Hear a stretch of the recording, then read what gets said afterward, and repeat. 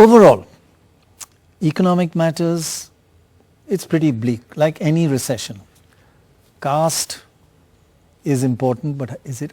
Do we overemphasize it? And communalism underlying.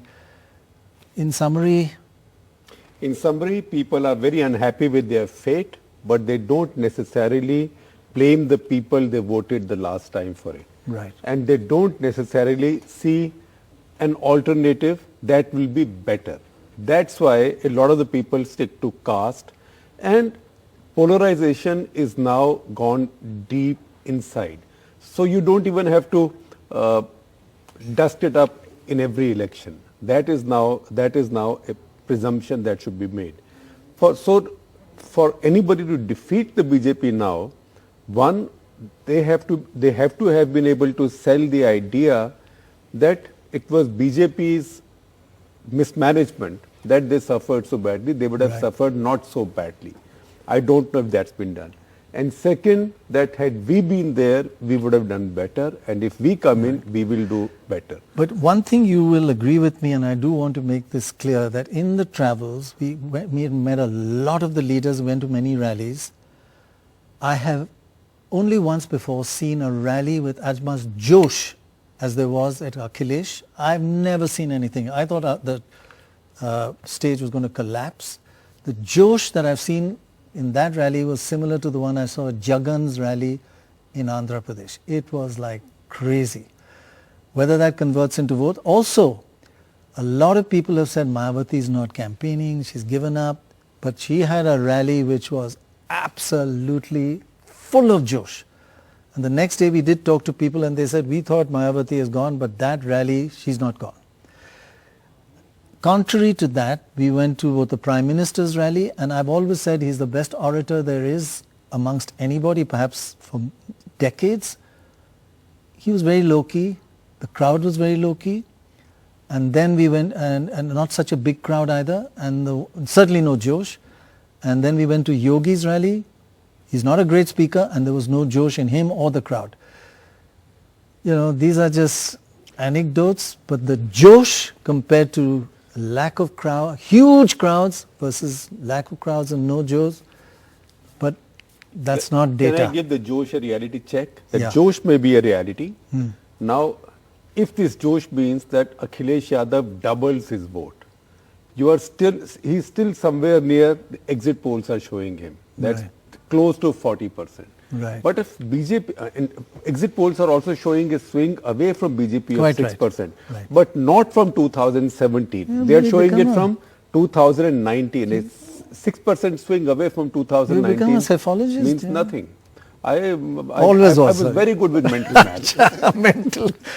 So in summary, Baj? I agree with him. Latent Hindutva and welfareism is going to keep the BJP at least at the vote level that they had last time. And that is probably enough to take them over. I think it's a bridge too far for the for everybody to, So I'm trying to see how double engine ki sarkar is going to really work and whether it is having any impact at all on people's thinking.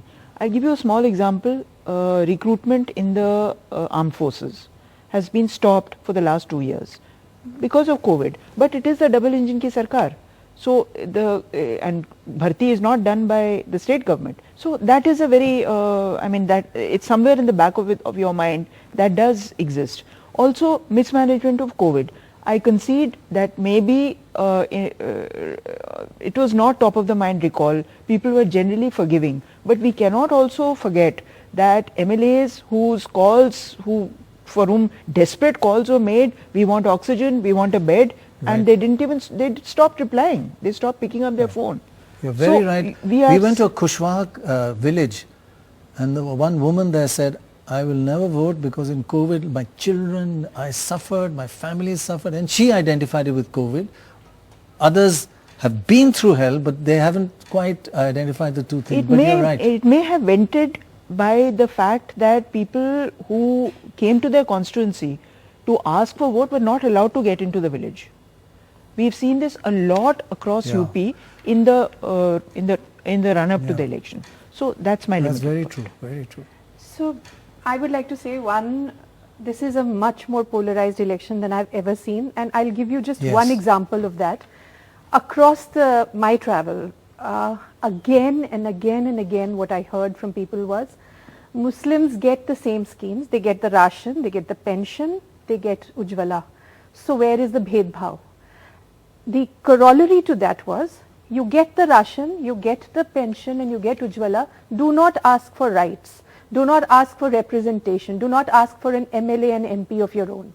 So this is a message that the BJP has over 5 years, because this is BJP fighting as an incumbent in UP after a very long time.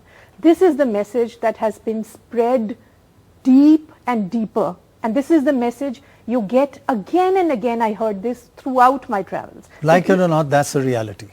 That the Muslim is getting the scheme, so where is the bhedbhav? They don't need anything else. They are not equal rights bearing citizens. They are beneficiaries of schemes, and that's enough. That should be enough for them. Right. So to me, that translates into one of the most polarized elections ever. Yeah. But on the other side, I do see that the BJP also has a very strong law and order argument that's working for it. Right. And the SP has an image problem that is working against it, that Akhilesh has not been able to transcend despite 5 years in government, despite 5 years in opposition. Right. Finally, Dorab, just to summarize what you feel. 2 quick points on UP. One is that COVID we mentioned. Let me quote Harold Wilson, a week is a long time in politics. Secondly, for a party that's 40% plus, the only way to win is what Benjamin Franklin said 250 years ago. If we don't hang together, most assuredly, we will hang separately. Right, right. That's actually the reality of Uttar Pradesh today. Yes. Well, thank you all very, very much indeed.